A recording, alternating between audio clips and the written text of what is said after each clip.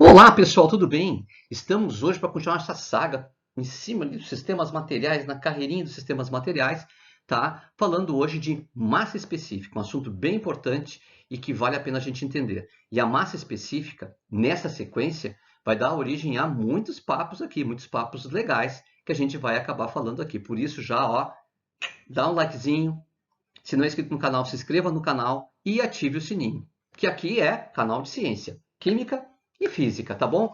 Mas hoje química, hoje química, hoje química. Tá? Vamos falar um pouquinho, tá? Relembrar aquilo que a gente estava falando sobre a matéria. Matéria é tudo que tem massa e volume, certo? São duas propriedades físicas da matéria, a massa e o volume. E a matéria ela é formada por substâncias químicas. Aí entra a química na história, né? Aí entra a química na história, ou seja, essa ideia de que a matéria é formada por substâncias ela é extremamente importante, porque nós estamos falando da matéria do mundo sensível. E quem forma o mundo sensível? As substâncias. Elas podem estar puras ou misturadas. Quando estão puras, gente, a gente representa por fórmula. Por exemplo, se eu escrever para vocês H2O, eu estou representando uma substância pura. Por quê? Porque se eu colocar, por exemplo, água e sacarose, eu tenho as substâncias já misturadas. No caso da sacarose, sacarose é um sólido, sacarose é um açúcar comum, tá, gente? A sacarose se dissolve em água e acaba gerando uma mistura que a gente chama de mistura homogênea. A gente enxerga uma coisa só, tá? Mas ali tem, no mínimo, duas substâncias químicas. Água, H2O, e sacarose, C12H22O11. Portanto, eu não posso escrever essa mistura com uma fórmula. Eu posso até representar com duas fórmulas e a proporção percentual de cada uma na composição da mistura. Isso sim, isso é muito comum acontecer. Agora, veja bem, então, temos massa e temos volume como duas propriedades físicas que designam a matéria. Mas massa e o volume, eles não distinguem uma substância da outra. Apesar de serem dados numéricos, massa e volume não distinguem, não separam, não dizem esta é a tal substância, aquela é a outra substância. Não. Vamos pegar um exemplo para a gente entender isso. Se eu pegar 1 quilo de ouro, por exemplo, e comparar com 1 quilo de água, tá? A massa, 1 quilograma de cada um. Distingue uma da outra? Vocês vão dizer, não, professor. É a mesma massa. Eu posso distinguir porque o ouro é amarelo e a água é transparente, usando propriedade organoléptica dos meus sentidos, mas não pela massa. A massa é a mesma. A mesma coisa acontece com o volume. Se eu tiver 1 litro de ouro e 1 litro de água, eu não consigo diferenciar pelo volume. Já vocês vão dizer, mas o volume é igual, né, professor? São substâncias diferentes. Uma tem fórmula AU, que é o ouro, e a outra fórmula H2O, que é a água. São substâncias químicas diferentes. Eu posso até distinguir porque uma é líquida e outra é sólida. Está usando uma propriedade que não é o volume, né? Propriedade que é o estado físico. Então, veja, só usando a massa ou só usando o volume, eu não consigo distinguir uma substância da outra. Vamos pegar um outro exemplo que às vezes fica mais claro até. Se eu pegar meio quilo de uma substância e não disser que substância é, ela pode ser de qualquer substância, porque aquela massa não define a substância. O meio quilo não diz assim, ah, se é meio quilo, então é ouro. Ah, se é meio quilo, então é água. Entende? É isso. Então, massa ou volume não distingue uma substância da outra. Aí vocês vão ficar pensando, tá, professor, mas e o que distingue? Aí é que tá. Essas duas propriedades são excelentes, massa e volume. Então, a gente vai usar esses dados numéricos, que é a massa e o volume, e criar uma nova propriedade chamada massa específica. A massa específica de uma substância ela não se repete. Cada substância tem a sua massa específica. Isso é muito importante. Portanto, a massa específica, ela sim distingue uma substância da outra. E é interessante, é um dado numérico. Então, se tu me passa o dado numérico, eu tenho como saber de que substância nós estamos falando. Ah, pô, legal. Eu dou lá o valor, é como se fosse um CPF. Né? Se eu dou meu CPF para vocês, vocês agregam num programa meu CPF, vai aparecer eu lá. É ou não é? A mesma coisa é com a massa específica. Se eu coloco a massa específica lá, vai aparecer que substância é. Se eu vou numa tabela, eu verifico isso. Professor, como é que a gente obtém a massa específica? A gente pega os dados numéricos da massa e do volume, que são dados numéricos que já existem, a gente pode medir. A massa a gente mede na balança, o volume a gente mede ou usando matemática ou mede por diferença, que é uma outra maneira de avaliar o volume, que é muito feito em laboratório. E a gente sabe, então, o dado numérico, massa e o volume. E o que é a massa específica?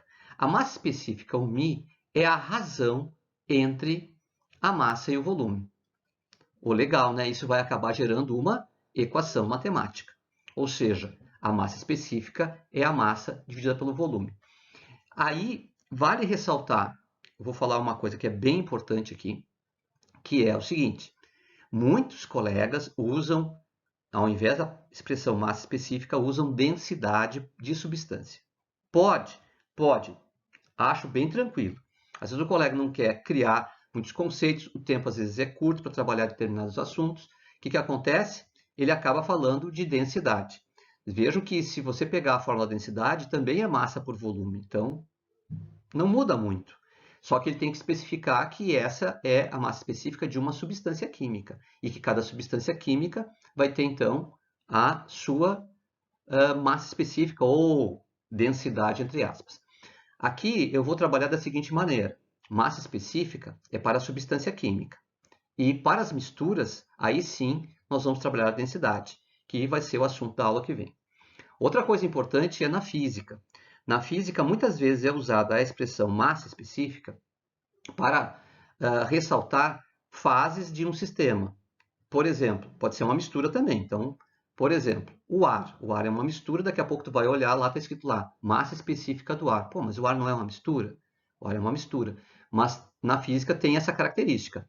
Sistemas homogêneos, alguns colegas da física trabalham e chamam de massa específica também. Eu prefiro ser mais organizado no sentido da cabeça mesmo, né? De como a gente vai organizar nossa cabeça nesse pensamento, e usar a expressão massa específica muito para a substância química.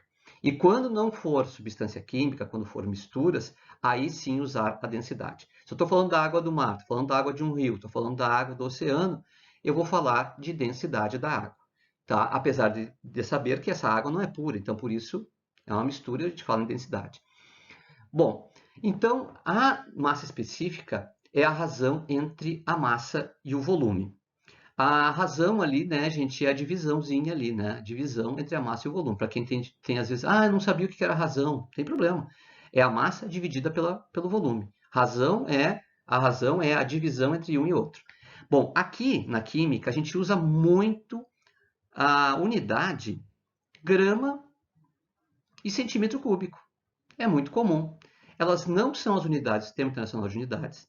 Quando você vai trabalhar a massa específica lá na física, ou a densidade lá na física também, tá? Lá se trabalha com quilograma por metro cúbico, que são as unidades do Sistema Internacional de Unidades. Para nós aqui na química é mais prático, mais simples, mais tranquilo para situações que a gente vive usar grama por centímetro cúbico e fugir um pouco do Sistema Internacional de Unidades, tá?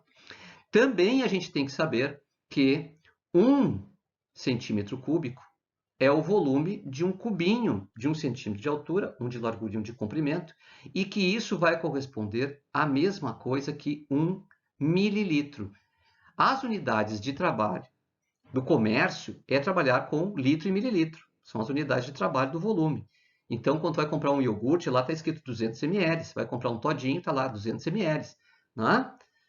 E é isso que vocês têm que imaginar, que isto corresponde a 200 centímetros cúbicos, 100 centímetros cúbicos, que é a mesma coisa, tá?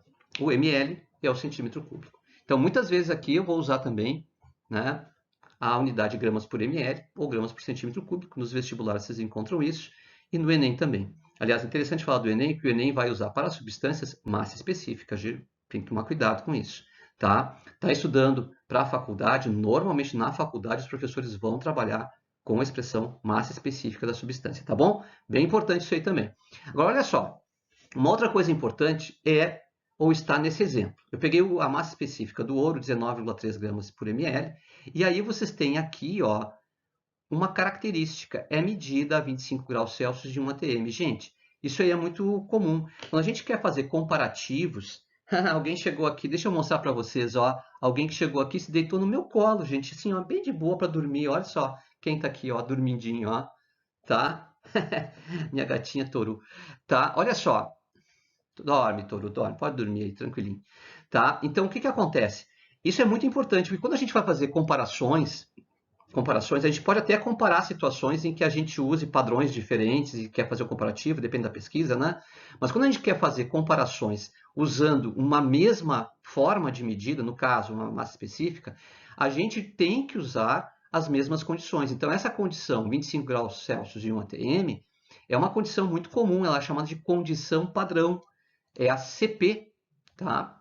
Deixa eu até colocar aqui para vocês, ó, porque vocês vão ouvir muito falar da CP em assuntos como termoquímica, como cinética química, né, que são as chamadas condições padrão. Condições padrão são condições de medida que permitem a comparação dos resultados obtidos, né? Às vezes tu quer comparar resultados, tem que tomar muito cuidado com a medida de temperatura, aqui nesse caso, né, no caso da massa específica. Por quê? A dilatação dos corpos é uma mudança no valor, no resultado final, se tu usar 24 graus, ou 23 graus, ou 27 graus, dá uma diferença. Se é uma pesquisa científica que vai ter um valor, vai ter agregar informações importantes, isso tem que ser feito exatamente com muito, muito cuidado, com o rigor científico que isso merece, tá certo? Então, é muito importante que a gente tenha as mesmas condições de temperatura e pressão quando faz a medição da massa específica. Olha só, um testezinho para a gente brincar aqui. Ó. Uma massa de 226 gramas, deixa eu pegar o giz branco aqui, tá? Uma massa de 226 gramas, vou dar uma sublinhadinha aqui, que é uma informação importante, determinado material, ocupa um volume de 20 ml, gente, olha só, o volume é de 20 ml. Podemos, com o auxílio da tabela ao lado, a tabela está um pouquinho abaixo aqui, né? Afirmar que a substância formadora do sistema material é O. A gente não sabe quem é ainda, porque tem que fazer o cálculo, né? Mas olha só, umas coisas interessantes que eu coloquei nessa tabela, vocês vejam que tem a água no estado líquido e a água no estado sólido, que é o gelo, né? E vejam então que realmente, quando faz a medição em condições diferentes, possivelmente o gelo aqui está a temperatura mais baixa, né? A gente tem massas específicas diferentes. E a outra coisa que chama atenção, que são duas, né, que eu falei, é que dificilmente vocês vão encontrar uma substância molecular, aliás, essa é a única molecular, que é a água, que quando tu está numa temperatura menor, a densidade dela, ela é menor também. Olha que coisa interessante. Como é que acontece isso? Vamos ter uma aula específica explicando sobre isso aí, tá? Isso vale tanto para química quanto para física. A dilatação anômala da água. A água é uma substância molecular, que a gente chama, né? Bem importante. Mas vamos ao cálculo. Tá? Vamos descobrir quem é a substância. Temos uma tabela ali. Quem é a substância? Pá, vamos lá. Calcular a massa específica. A massa específica não é a massa pelo volume. Eu vou pegar a massa que ele já me deu. Olha que barbada, gente. Ele já me deu 226. E o volume que ele já me deu também, que é 20. Vou dividir um pelo outro. Vai ser aqui 22,6 dividido por 2. 11, não está saindo meu 1 aqui, 11,3, é isso? Gramas por ml. E nós acabamos descobrindo que o elemento, a substância pura, simples, que tem esta massa específica, é o chumbo. Então, a resposta é, quem é? O Pb. Ó, Pb, gente, Pb é o símbolo do chumbo, tá? Chumbo. Devagarinho a gente vai aprendendo muito símbolo aqui, só nas aulas assim a gente vai aprendendo muito símbolo. Pessoal, muito obrigado por chegarem até aqui, muito obrigado por assistirem o vídeo, tá?